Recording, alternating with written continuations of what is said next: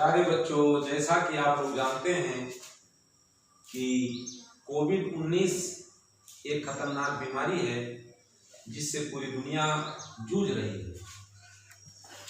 ऊपर वाले का शुक्र है कि हमारा जिला अभी बचा हुआ है, लेकिन फिर भी लॉकडाउन होने के नाते स्कूलों में छुट्टियां चल रही हैं और आप लोगों की पढ़ाई पूरी तरीके से बाधित है। इसीलिए शासन के निर्देशानुसार हमारे विद्यालय परिवार ने ऑनलाइन क्लासेस शुरू किए हैं। इस प्रक्रिया में मुझे कक्षा 9 का गणित विषय पढ़ाने को मिला है। अब गणित विषय पढ़ने के लिए आपके पास पुस्तकें होनी चाहिए, पुस्तक होनी चाहिए। तो आप लोग मोबाइल के प्ले स्टोर के द्वारा एनसीईआरटी की बुक को डाउनलोड कर सकते हैं, या जब हम एक्सरसाइज करवाएंगे तो जो एक्सरसाइज करवाएंगे उस हमारे पास पुस्तक मौजूद है, तो जो एक्सरसाइज करवाएंगे उस एक्सरसाइज की फोटो मैं आपको भेज दिया करूंगा, आप लोग करते रहेंगे। फिलहाल आज ऑनलाइन क्लास का पहला दिन है, इस कारण से एक्सरसाइज तो कराया नहीं जा सकता है, इसीलिए कुछ कक्षा 6, 7, 8 से जुड़ी हुई चीजें आपको बता रहा हूं, ताकि आप लोग पढ़ाई में कुछ लग जाएं, आप लोगों का कमेंट आ जाए, जिससे हमारा कुछ हौसला बढ़ जाए और फिर पढ़ाई को आगे शुरू की जाए। तो सबसे पहले जिसको आप कक्षा 6, 7, 8 में पढ़ चुके हैं उसी को हम थोड़ा सा दोहराते हैं और आपसे उसके लिए कुछ प्रयास करवाते हैं। हम आपको लेक्चर देंगे, उस लेक्चर को आप ध्यान से सुने और ध्यान से सुनने के बाद नोट्स बुक पे लिख करके हमें दिखाएं, और ताकि मैं उस नोट्स बुक को देख करके कुछ कमेंट करूं, आप लोगों की अच्छाइयों को देख करके कमेंट करूं, आपके लगन को देख करके कमेंट करूं, और आप लोगों को भी अगर कुछ हमारे पढ़ाने में, चूंकि ये नया चीज शुरू हुआ है, तो अगर कुछ लग रहा है तो उस पर आप कमेंट कर सकते हैं या सुझाव दे सकते हैं। तो सबसे पहला हेडिंग आता है कोण, जिसको हम एंगल भी कहते हैं। तो कोण के बारे में आप जानते होंगे, फिर भी मैं बता रहा हूं। एक रेखाखंड इधर से आप खींच दीजिए, एक रेखाखंड इधर से खींच दीजिए, तो दोनों रेखाखंडों के बीच में जो झुकाव आ गया, इसी झुकाव को हम कोण कहते हैं। तो कोण की परिभाषा हो गई, दो रेखाखंडों के बीच के झुकाव को कोण कहते हैं।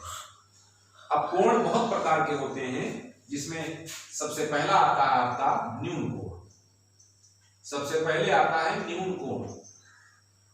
न्यून कोण के बारे में आप लोग सुन ले ध्यान से। वह कोण जो 0 अंश से ज्यादा और 90 अंश से कम, 0 अंश से ज्यादा हो और 90 अंश से कम हो, तो ऐसे कोण को हम न्यून कोण कहते हैं। मसलन 1 अंश, 2 अंश, 3 अंश, 4 अंश वगैरह वगैरह, 60 अंश, 70 अंश, 80 अंश, 88, 89 अंश तक ये कोण न्यून कोण में आते हैं। फिर इसके बाद दूसरा आ गया समकोण।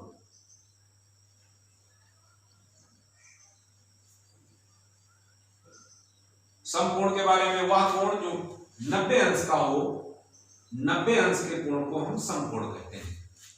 आप परिभाषा में ऐसे कहेंगे, वह कोण जो 0 अंश से अधिक व 90 अंश से कम होता है उसे न्यून कोण कहते हैं। और उसके बाद इसका उदाहरण भी दीजिए, क्योंकि न्यून कोण बहुत होते हैं, तो आपको उदाहरण देना। जैसे आपका 1 अंश, 2 अंश, डाट डाट करके आप 30 अंश पे पहुंच जाएं, फिर ऐसे करते करते आप 60 अंश पे पहुंच जाएं, ऐसे करते करते 88 अंश, 89 अंश तक के कोण सब न्यून कोण में आते हैं।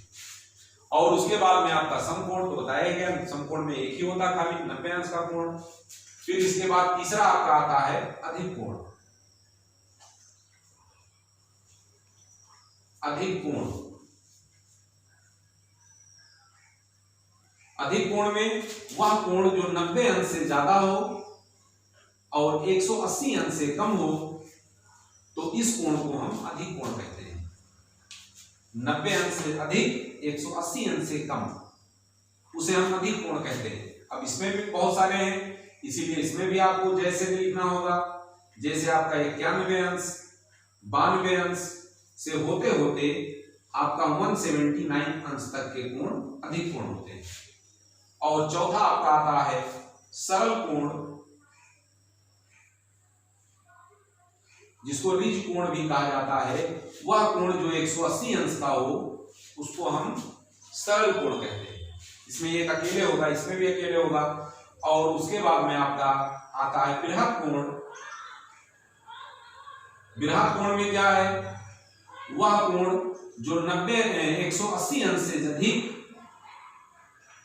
180 अंश से अधिक हो और 360 अंश से कम हो, तो उस कोण को हम बृहद कोण कहते हैं। और उसके बाद में छठा आपका आता है संपूर्ण कोण।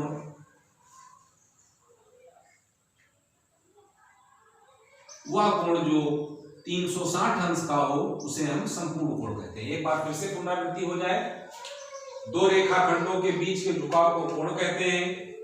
कोण कई प्रकार का होता है। पहला न्यून कोण हो गया, वह कोण जो 0 अंश से अधिक व 90 अंश से कम हो उसे हम न्यून कोण कहते हैं। वह कोण जो 90 अंश का हो उसे हम समकोण कहते हैं। वह कोण जो 90 अंश से अधिक व 180 अंश से कम हो उसे अधिक कोण कहते हैं।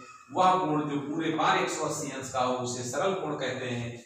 और वह कोण जो 180 अंश से ज्यादा और 360 अंश से कम हो उसे हम बृहद कोण कहते हैं। और वह कोण जो 360 अंश का हो उसे हम संपूर्ण कोण कहते हैं। ये सब चीजें आपको 6, 7, 8 में पढ़ाई गई हैं, लेकिन चूंकि पढ़ाई आज से शुरू करना है इस नाते आपको आपके अंदर एक इंटरेस्ट जगाने के लिए ये सब चीजें मैं बता रहा हूँ। आप इसको सुनिए ध्यान से, कॉपी पे लिखिए, लिखने के बाद मोबाइल के जरिए हमें चेक कराइए। फिर इसके बाद में आपका आ गया त्रिभुज।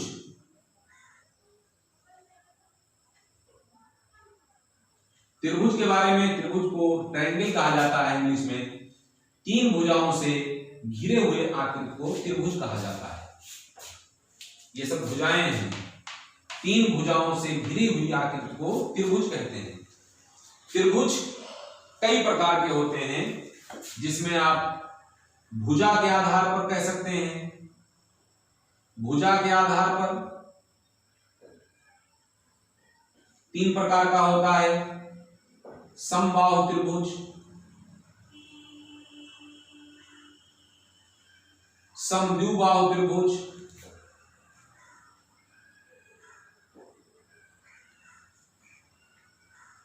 विषमबाहु त्रिभुज।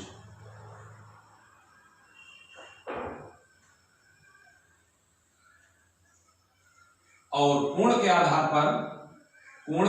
पर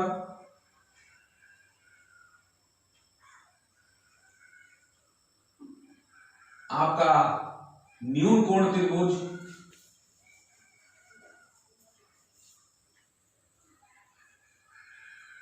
समकोण त्रिभुज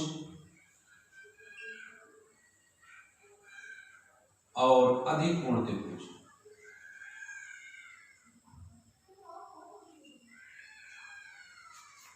अब सुनिए ध्यान से। जैसे कोण की परिभाषा कहने के लिए आपने जोड़ा वह कोण, सब में बोलेंगे वह कोण। ऐसे त्रिभुज के लिए बोलेंगे वह त्रिभुज। किसी भी त्रिभुज की परिभाषा अगर आपको बोलनी है तो आप बोलेंगे वह त्रिभुज। वह त्रिभुज जिसकी तीनों भुजाएं बराबर हो, समान हो। मसलन ये 6 सेंटीमीटर हो, ये भी 6 सेंटीमीटर हो और ये भी 6 सेंटीमीटर हो, तो गणित में इस त्रिभुज को हम समबाहु त्रिभुज कहते हैं। वह त्रिभुज जिसकी केवल 2 भुजाएं बराबर हो, जैसे ये 6 हो, ये भी 6 हो, लेकिन ये 7 हो या कुछ और हो, तो उसे समद्विबाहु त्रिभुज कहते हैं। और जिसकी तीनों भुजाएं बराबर ना हो उसे विषमबाहु त्रिभुज कहते हैं।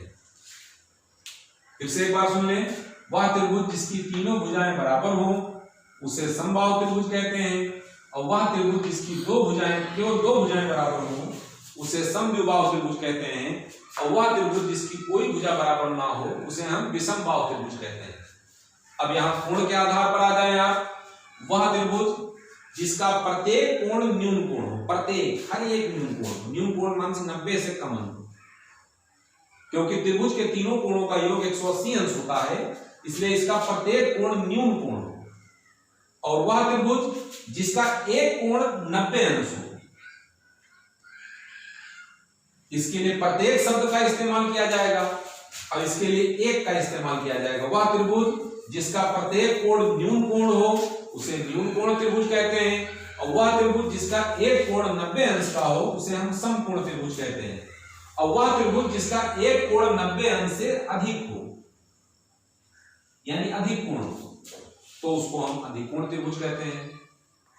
फिर से एक बात सुन लें, त्रिभुज तीन भुजाओं से घिरी हुई आकृति को त्रिभुज कहते हैं। त्रिभुज भुजा के आधार पर तीन प्रकार का तथा कोण के आधार पर तीन प्रकार का होता है। समबाहु त्रिभुज वह त्रिभुज जिसकी तीनों भुजाएं बराबर हो उसे समबाहु त्रिभुज कहते हैं। वह त्रिभुज जिसकी दो भुजाएं बराबर हो उसे समद्विबाहु त्रिभुज कहते हैं। और वह त्रिभुज जिसकी कोई भुजा बराबर ना हो उसे विषमबाहु त्रिभुज कहते हैं। ऐसे ही कोण के आधार पर वह त्रिभुज जिसका प्रत्येक कोण न्यून कोण हो, ये भी 90 से कम हो, 90 से कम हो, 90 से कम हो, और वह त्रिभुज जिसका एक कोण 90 अंश हो, और वह त्रिभुज जिसका एक कोण 90 अंश से अधिक हो, या यूं कह सकते हैं वह त्रिभुज जिसका एक कोण अधिक कोण हो उसे अधिक कोण त्रिभुज कहते हैं। तो आज की पढ़ाई ये रोकी जा रही है। आप लोगों से उम्मीद है कि आप लोग इसको ध्यान से सुनकर कॉपी में लिखकर व्हाट्सएप के जरिए ग्रुप पे डालेंगे। धन्यवाद।